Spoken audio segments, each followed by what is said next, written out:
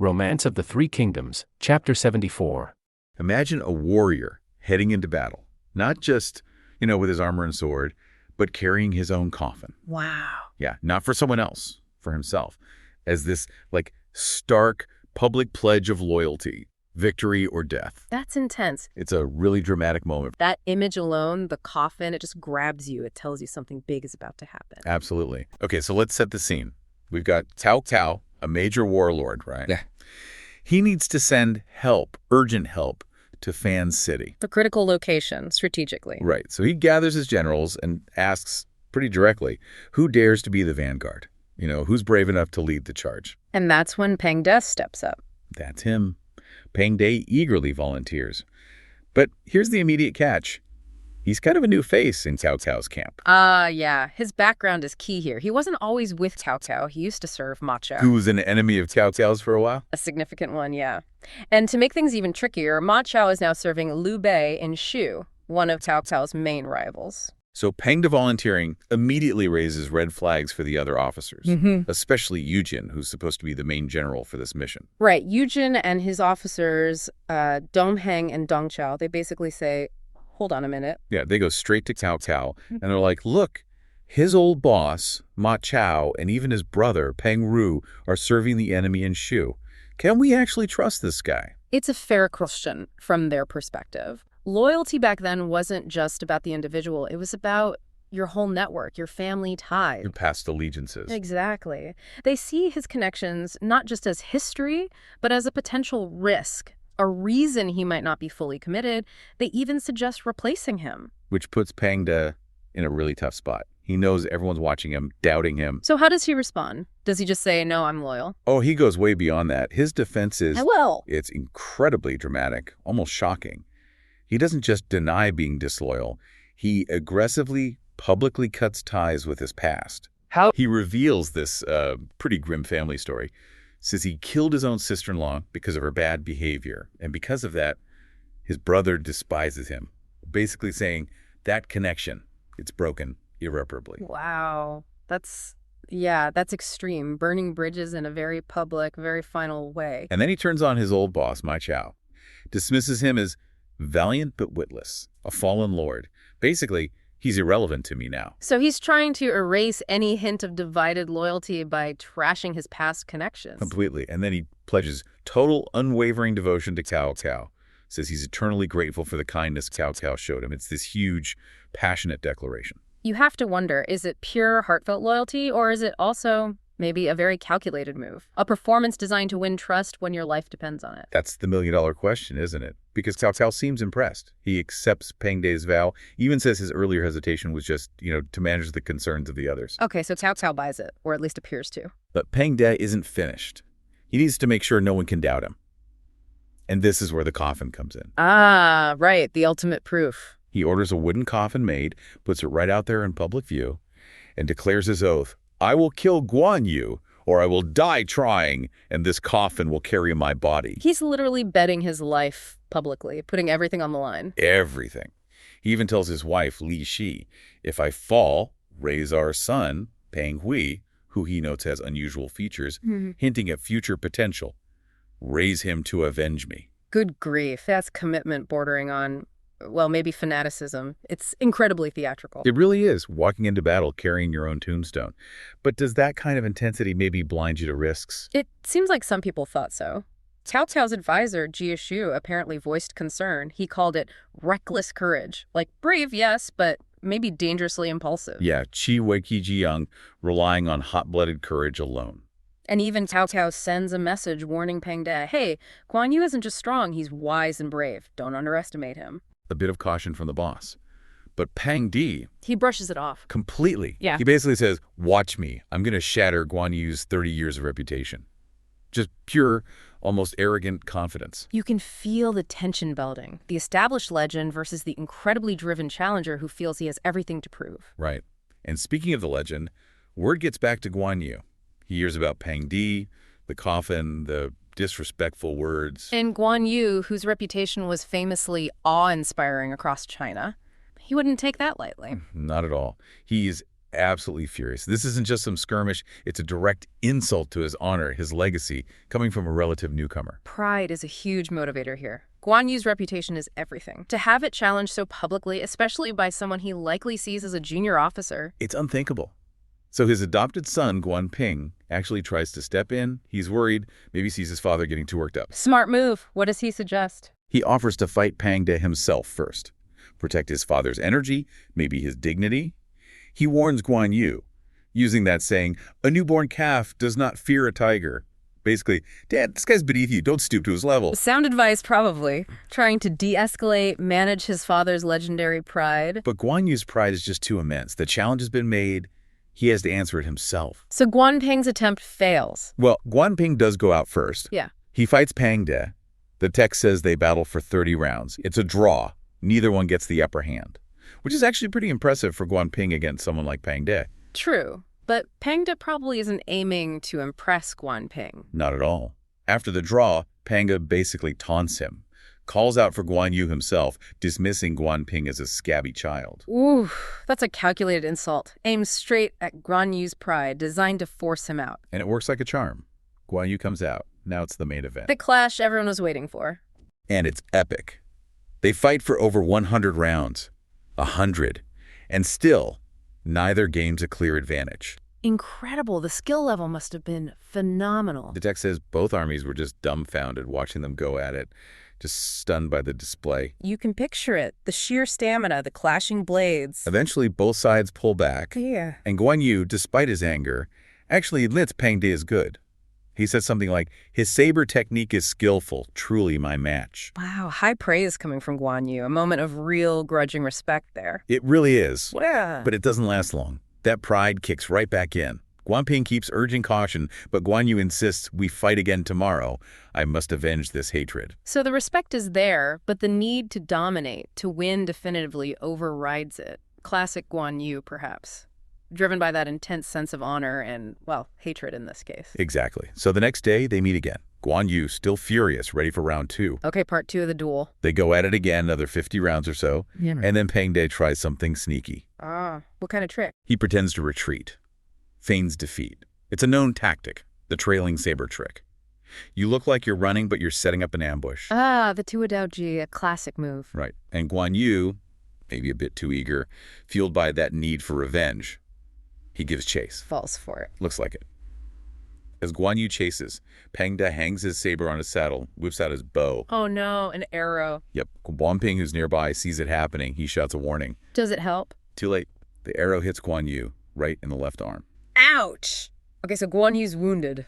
Guan Ping immediately rushes in, grabs his father, gets him out of there. A rescue.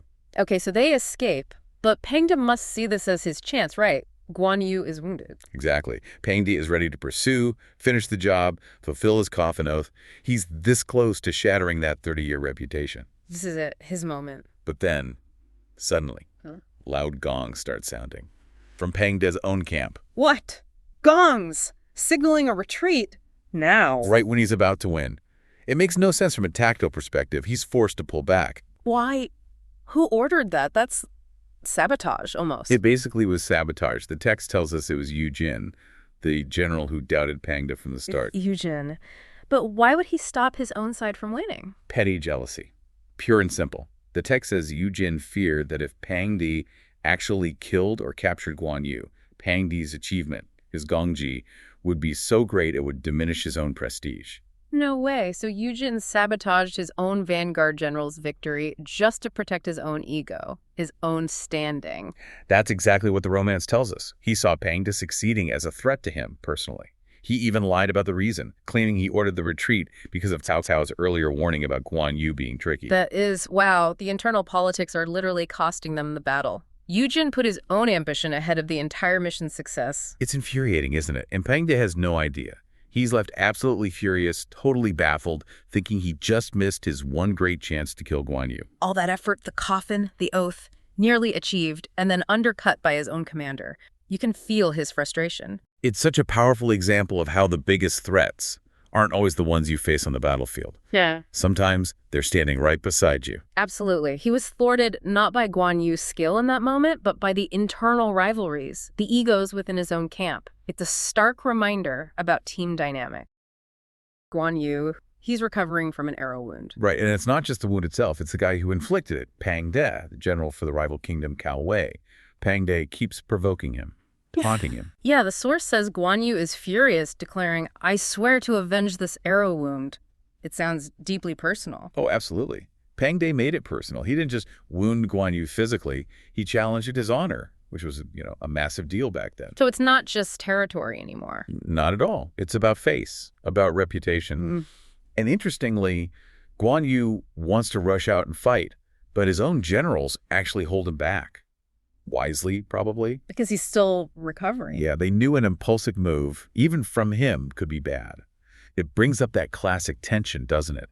The leader's personal feelings versus cold, hard strategy. Definitely. Okay, so while Guan Yu is being held back, what's happening on the other side? Pang De is eager for action. Right. He wants to launch a big assault to try and break Guan Yu's siege of Fencheng.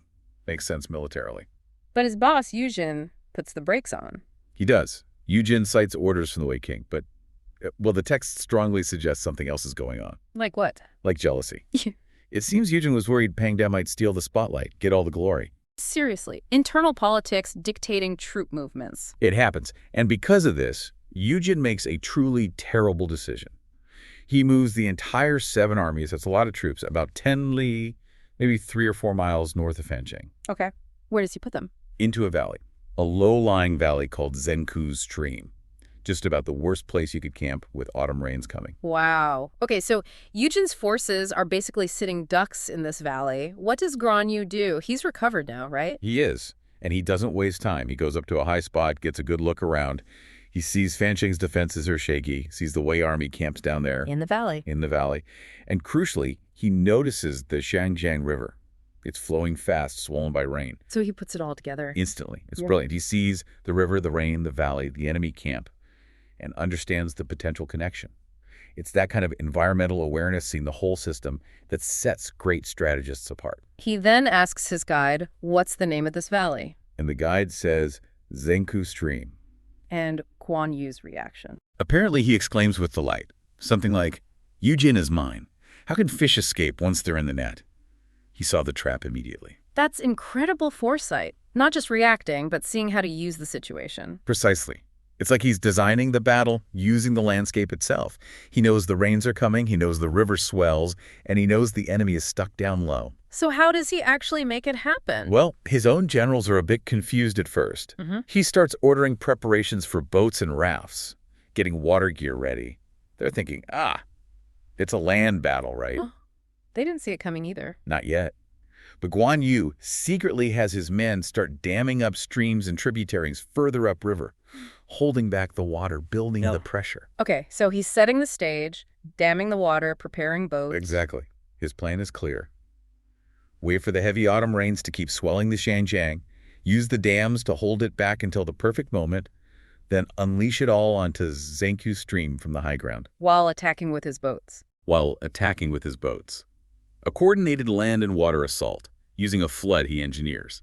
It's astonishing, really. Meanwhile, back in the doomed Wei camp, is anyone else noticing the danger? Yes. Their supervising general, Cheng He. He's really worried. He goes to Yujin. What does he say? He points out the obvious. Hey, we're camped really low here. The rains haven't stopped. And we're hearing reports the enemy is building rafts upstream. He basically begs Yujin to move the army to higher ground. That sounds like solid advice. How does Yujin take it? Badly. Very badly. He dismisses Cheng. He completely accuses him of confusing the army, even threatens to execute him. What? Why? Just pride or still the jealousy thing? Probably mix. Blind arrogance, maybe fear of admitting he made a mistake, maybe still not wanting anyone else, even Cheng He, to look smart.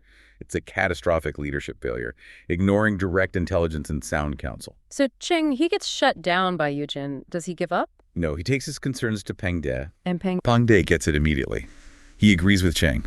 This is a dangerous sot. He actually plans to move his own troops the next day. But it's too late, isn't it? Way too late. That very night, a massive storm hits. The heavens open up. And the flood. It comes suddenly, violently. The sound is deafening like stampeding horses and drums, the text says. But it's the water. Just roaring down into the valley. Roaring down, sweeping soldiers away like debris. The source uses the image following the waves like fish. The water rises incredibly fast, over 10 feet deep on the flat ground. What happens to the generals? Yujin, Pengde. They scramble onto whatever small hills or high ground they can find, along with a few surviving soldiers, just watching their armies drown, utter chaos. And then dawn comes. Dawn breaks, and there are Guan Yu's forces, arriving in large warships, flags flying, drums beating, a terrifying sight for the survivors. What does Yujin do? He's trapped on a small hill, right? Yeah, with only maybe 50 or 60 guys left. He sees Guan Yu's ships closing in, and he just gives up, surrenders immediately, pleads for his life. Just like that. The commander of the 7 armies. Just like that. It's a really stark contrast to what happens next. With Pengde. With Pengde. Yeah. He's also trapped, maybe on a dike or something, with about 500-foot soldiers left. He's stripped off his heavy armor to avoid drowning.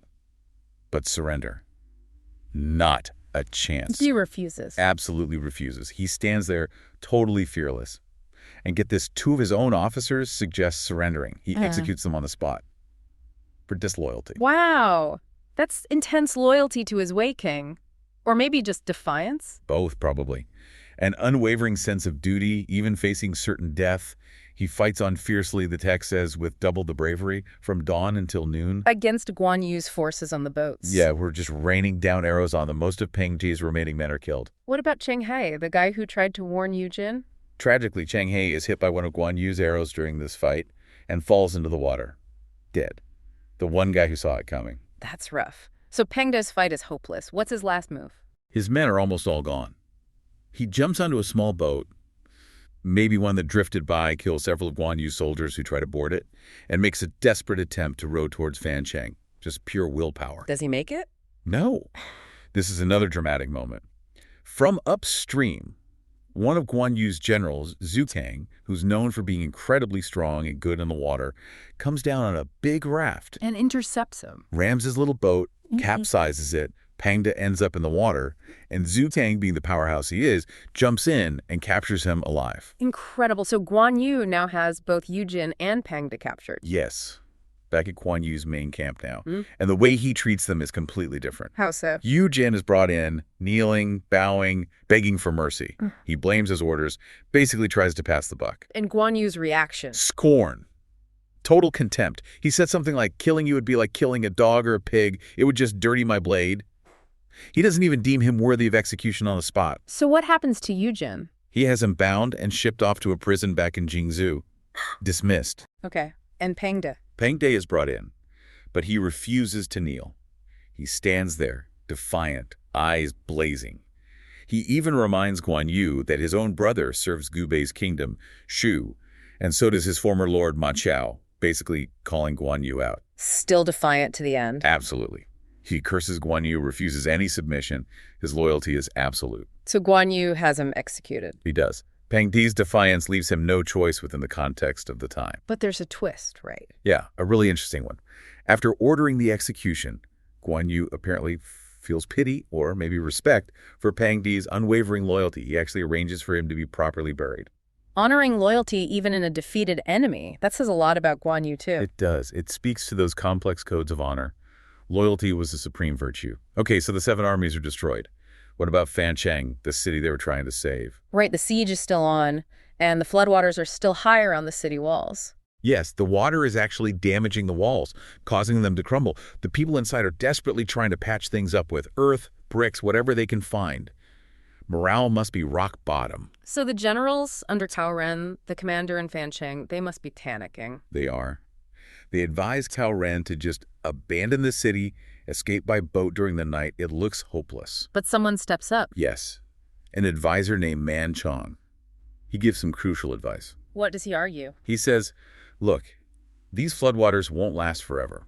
They will recede probably in a matter of days. If we abandon Fancheng now, we lose everything south of the Yellow River. It's strategically vital. So hold the line. Hold the line. He basically tells Cao Ren, you need to be the guarantee for this region. He urges him to stand firm. That's strong counsel. How does Cao Ren react? He's moved by it, inspired even. He completely changes his tune. He vows to execute anyone who even talks about surrendering now. He rallies the troops, and they all commit to defending the city to the last man, working day and night. A real turning point for the defenders, thanks to Man Chong. A huge turning point. It prevents a total collapse. So the waters start to go down. Gradually, yes. And Guan Yu, probably feeling pretty confident after his massive victory, Riding high. he decides to press the attack on Fancheng directly. He rides up close to the north gate, apparently shouting taunts at the defenders. Maybe a bit too confident. It seems so, because Cao Ren is up on the city wall watching, ever vigilant. And he spots an opportunity. He spots Guan Yu, and Guan Yu, in this moment, maybe feeling invincible, is only wearing a breastplate. His famous green robe is open, and his right arm is exposed. Uh-oh. Oh, he was right. Cao Ren doesn't hesitate. He orders 500 archers and crossbowmen on the wall to concentrate their fire right on Guan Yu. A bolt hits him. A crossbow bolt strikes Guan Yu squarely in that exposed right arm. No, after everything. After everything. He falls from his horse severely wounded, and that's where this part of the chapter ends. On a massive cliffhanger.